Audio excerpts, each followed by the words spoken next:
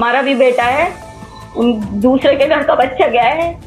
मैं ये दिखावे के लिए नहीं बोल रही, ये मेरे भगवान को पता है, ये मेरे बच्चों को पता है कि मैं ये केवल इसलिए कह रही हूँ कि सौरभ जानते हैं कि हमने उनकी रेस्पेक्ट करी है, वो हमारी करते थे। बस क्या न्याय मिलना चाहिए, क्या से फांसी मिलनी चाहिए फांसी। कुछ दिनों बाद ऐसा वक्त आएगा ना कि महिला नाम से डर लगेगा। महिला होते हुए मैं ये बात बोल रही हूँ, लड़के शादी करने से डरेंगे। ये वक्त वैसा आ रहा है ना कि लड़के को एक डर लगने लगेगा, एक खौफ पैदा हो जाएगी। ये मेरठ के सौरभ राजपूत का घर है। उसी सौरभ राजपूत का घर जिन्हें उनकी पत्नी मुस्कान और उसके प्रेमी साहिल ने सीने में खंजर घोंपकर पहले मौत के घाट उतारा और फिर सौरभ के शव को कई टुकड़ों में काटकर ड्रम में डाला और सीमेंट से पैक कर दिया। तस्वीरों में नजर आ रही महिलाओं में एक महिला सौरभ राजपूत की मां है और दूसरी उनकी बहन। बेटे की हत्या के बाद मां सदमे में है तो बहन भी गमगीन है। बताया जा रहा है जब कई टुकड़ों में कटा हुआ सौरभ का शव उनके घर पहुंचा तो मां और बहन दहाड़े मार कर बिलख उठे।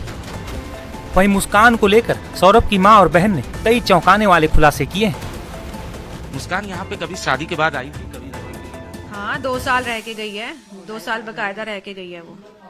उस दौरान उसका कैसा बिहेवियर था? उसका तो गंदा ही बिहेवियर था। किसी से कुछ करना नहीं, कुछ काम नहीं, कुछ नहीं, चलो वो भी कुछ नहीं, मगर शांति से खाना पीना तो खाओ, लड़ाई तो मत करो, मोहल्ले में प्रदर्शन दिखाना, गाली गलौज करना। जाते समय उसने ये कहा था जब लड़ाई हुई थी कि आपको आपके बच्चे का चेहरा नहीं देखने देंगे। हाँ यूँ कह के गई थी वो। क्या कहा? कहती तो मैं तो ऐसा कर दूंगा कि तुम अपने लड़के का चेहरा ही नहीं देखोगे। अभी अच्छा, उस दौरान आपको लगा कि ये कुछ मैजिक वेजिक टाइप का या नशा करती है, कुछ इस तरीके का? यहाँ जब तक हमारे पास थी जब तक तो कुछ नहीं था, उसके बाद करती होगी तो हमें पता नहीं, वो उसकी माँ बताएगी। सौरभ से उसका बिहेवियर कैसा था? इस बारे में भी हमें पता नहीं, जब मियाँ बीवी दोनों सही होंगे जब तो रह रहे होंगे। अच्छा, जब ये बात भी सामने आई कि 3 तारीख के बाद यानी 4 तारीख के बाद आपकी सौरभ के फोन पे चैट से बात हो रही थी, क्या बात हो रही थी? बस ऐसी ही कि भाई तू होली पे घर आ रहा है, तो उसने कहा था कि हाँ, मतलब वैसे फोन पे बात हुई थी कि होली पे घर आ रहा है, तो उसने बोला था कि मैं घूमने जाऊंगा और उससे पहले ही अगर मिल जाऊंगा तो ठीक है। तो मुझे लगा ठीक है, होली के बाद मिल लूंगी, कोई ऐसी समस्या नहीं है, बस इतना ही था। हाँ 2 तारीख को मम्मी। हाँ आपके मोबाइल फोन पे चैट्स, कुछ मैसेजेस भी आए थे। हाँ है। ये कितनी तारीख को आए थे? 6 मार्च से थे मेरे पास, मतलब मेरी जो बात हुई है, और वो जो चैट हुई है वो सूबी ही कर रही थी। अच्छा, वही कर रही थी ये चैट? जब आप देखें ना, जब उसका डेथ टाइम जो आया है वो 4 मार्च आई है, और चैट हमारे पास 6 मार्च से लेकर 13 या 14, हाँ 14 के बाद तक है। तो फिर उससे अंदाजा लगा लेना आप। 13-14 के हाँ, बाद तलक है। हाँ, उसके बाद तो 13-14 के बाद तलक है, उसके मैसेज चैट करना सब कुछ करना वही कर रही थी। जब अंदेशा हुआ कि ऐसा गड़बड़ हो गया है कि उसकी बॉडी को ड्रम में, हमें न्यूज मिली कि उसकी बॉडी ड्रम में है, तब हमने कंटिन्यू, यकीन ना करते हुए हमने लगातार फोन हम मिलाते रहे कि हो सकता है कि ये झूठ खबर हो, पर वो सच था। और ऐसी चीजें जो आपको याद आ रही हो मुस्कान को लेकर, क्योंकि जाहिर तौर पर साहिल को लेकर आप लोगों को क्या पहले कभी पता चला था? हम तो जानते ही नहीं थे उससे। जब उसको नहीं जानते? हम तो नहीं जानते थे, ना मैंने कभी देखा, ना कभी मेरी बात हुई ऐसे, मतलब कोई था ही नहीं हमारे नोन में तो साहिल नाम का कोई नहीं था। कोई ऐसी बात जो आप लोगों को याद आ रही हो, सौरभ ने कभी अंदेशा किया हो कि नहीं मुस्कान का बिहेवियर चेंज हो गया है, वो किसी से बात कर रही है, कुछ इस टाइप की चीजें? हाँ, बिहेवियर तो चेंज हो ही गया था। मतलब जब वो यहाँ से गई है, रेंट के अपार्टमेंट में रहने लगी, फिर धीरे धीरे, मतलब हमने तो नहीं देखा, पर जितने भी मोहल्ले पड़ोस के लोग देखते थे, यार दोस्त देखते थे बाहर रोड पे, कभी किसी लड़के के साथ घूम रही है, गाड़ियों में घूम रही है, तो चेंज तो हुआ ही था ना, तभी घूम रही थी। इलाके के लोग ये भी कह रहे थे कि घर पे ना स्विगी, जोमेटो, बहुत सारे सामान जो हैं बाहर से ही आते थे, खासतौर पे खाने का सामान भी बाहर से। हाँ, वो खाना वाना नहीं बनाती थी, वो कुछ नहीं करती थी। भैया लड़का 50,000 रुपये महीना भेज रहा है तो वो तो यही खाएगी, चूल्हा तो उसे जलाना नहीं। एक खुद है, एक लड़की थी छोटी, तो क्या करती हूँ, जब उसको बनाना नहीं घर में तो बाहर से मंगा के तो खाएगी। जब उसको दिख रहा है कि आराम के पैसे आ ही रहे मेरे पास, कैसे खर्च होंगे वो, इस मारे मंगा के खाती रहती थी वो।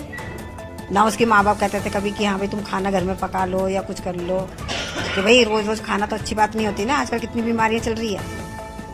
मगर कोई मतलब ही नहीं उनको भी, वो भी अलग रहते थे, वो भी अलग रहते थे। माँ बाप का ये कहना है कि हमारा दामाद जो था वो तो बहुत अच्छा था, वो अच्छे से रखता था बेटी को, बेटी में ही कमी थी, बेटी ऐसी थी। ये तो भैया उन्हें पता होगा ना, जब मकान दिला दिया उन्हें तो वो तो मकान दिला दिया, गाड़ी दिला दी, सोने चांदी की चीजें दिला दी, और क्या होगा? तो वो तो दामाद तो अच्छा ही दिखाई देगा, किसको बुरा दिखाई देगा?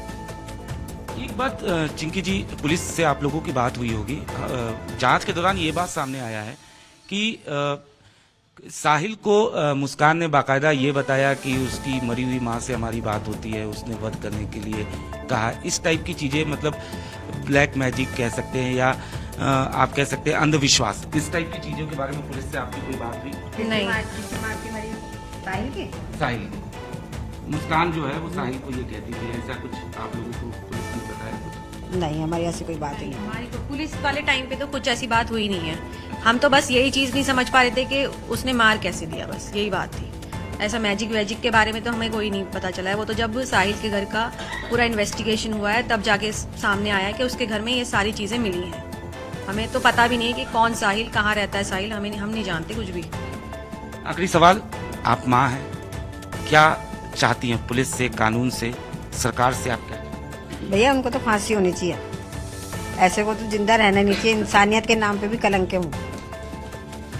हमारे से तो यही गुहार है, सरकार से, योगी जी से, मोदी जी से, सबसे यही गुहार है हमारी। कैसे आदमी को तो जिंदा रहना ही नहीं है। जो चारों पांचों ने सबने मिलकर जो भी कुछ करा है उनका न्याय होना चाहिए और हमें न्याय मिलना चाहिए। चारों पांचों ने 2 लोग, वो तो हमें न्याय मिलना चाहिए। मुस्कान और वो साहिल, वो तो है ही। उसके मम्मी, उसके पापा, उसका भाई और उसकी बहन, वो भी मिले हुए थे। बिना किसी के मिले कोई काम नहीं हो सकता। माँ बाप ने शादी थी तभी तो इतना बड़ा कदम उठा लिया, नहीं तो कैसे कोई कदम उठा सकता है? जब हर चीज का उनको सपोर्ट था मुस्कान को, जब तो उसने करा, हर चीज का सपोर्ट था उसे कि तू कहाँ घूम रही है, जा रही है, तू लड़की क्यों रख रही है भाई अपने घर? वो लड़की छोड़ छोड़ के उनके पास चली जाती थी। शादी के समय जब सौरभ शादी कर रहे थे उस वक्त आप लोगों ने इसका विरोध किया था, आपने लोगों ने क्या समझाया था? हमें समझाने समझने अगर हमने विरोध किया हुआ था, अगर विरोध करते हम, जब ये भागी थी, इसी के घर वालों ने हमारे ऊपर केस लगाया कि हम लेके भागे हैं। हमारे ऊपर पुलिस हमको प्रेशराइज कर रही थी, हम जगह जगह भागे भागे फिर रहे थे, टॉर्चर कर रही थी हमें पुलिस। अगर हम कल्प्रेट होते तो हम मतलब ये चीजें क्यों फेस करते? हुआ क्या था, मतलब वही मैं समझ नहीं, हुआ ये था कि लड़की खुद भाग के हमारे घर आई थी। हाँ, मतलब चुंगी पे आई, चुंगी पे खड़ी थी। मतलब कुल मिला के मुस्कान ने प्रेशर बनाया था सौरभ से शादी करने शादी करने के लिए, ऐसा। यही बात। हाँ, यही था। हाँ, उसने फोन कर करके उसे बुलाया और वो चला गया। अब भगवान जाने उसकी भी बुद्धि सीधी थी। मना कर रहा था जाने हाँ। के लिए, तो कह रही नहीं तू मुझे लेके चल। 2 मिनट बाद ही हमारे घर पे पुलिस आई है। बस वो घर से बाहर निकाल के निकला है और तुरंत हमारे घर पे पुलिस आ गई। उन्होंने हंगामा कर दिया, मेरे पापा को पुलिस ले गई उस चक्कर में उठा के। मैं तो ये कहूंगी भाई, जिस दिन से वो हमारे घर आई थी उसने तो हमें पुलिस दिखा दिया है और हम आज तक पुलिस ही देख रहे हैं। पुलिस थाना कर करके हम तो तंग आ गए हैं। न बहू का धर्म निभाया, न माँ का तो भूल ही गई। मोहल्ले की बैठी है लेडीज है, इनसे आप पूछ लो, आप इनसे भी पूछ लो कि कैसा व्यवहार था उसका, कैसा व्यवहार था, कैसे रहती थी। ऐसा कुछ नहीं है, पूछो आप मम्मी ने इनसे बहू पूछो। बना के तो रखा ही नहीं था, मम्मी तो बेटी बना के रखती थी। हमारे यहाँ हर एक काम करती थी, हर एक काम। कोई नहीं करेगा जितना मैंने काम कर दिया। पहनाने से लेकर सारे शौक पूरे कराए हैं, सारे। कुछ और ऐसी बात जो आप बताना चाहते हैं?